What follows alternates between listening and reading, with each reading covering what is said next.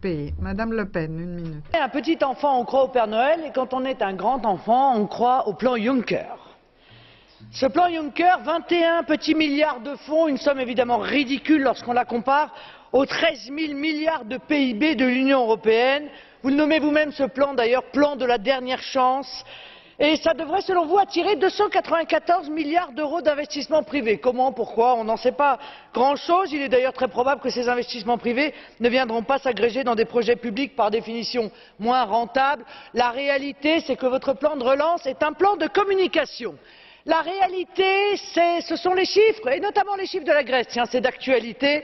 Alors on va vous les rappeler, surtout à ceux qui donnent des leçons de morale là-bas, tout au fond, assis tranquillement sur leur petit siège. La Grèce.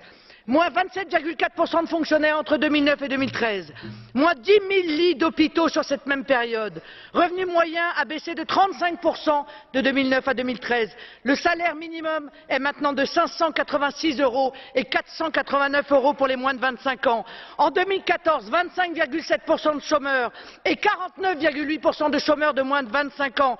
Une dette publique de 174% du PIB. Alors oui, messieurs, bravo pour ce résultat. Ce résultat, c'est votre politique économique. Il y a une carte bleue de Madame Harms. Vous l'acceptez? Glauben Sie, dass es eine sinnvolle Investition ist? Est-ce que vous pensez que, après les nouvelles d'hier, vous pensez que c'est une bonne chose, en tout cas, puisqu'on a appris que la Russie mettait à votre disposition des sommes financières, est-ce que vous pensez que c'est une bonne chose de prendre 40 millions au peuple russe afin de financer un parti qui lutte contre l'Union européenne? Le Pen, 30 secondes. 30 secondes. Madame Le Pen. Vous racontez n'importe quoi, mais je crois que c'est un travail à plein temps, manifestement.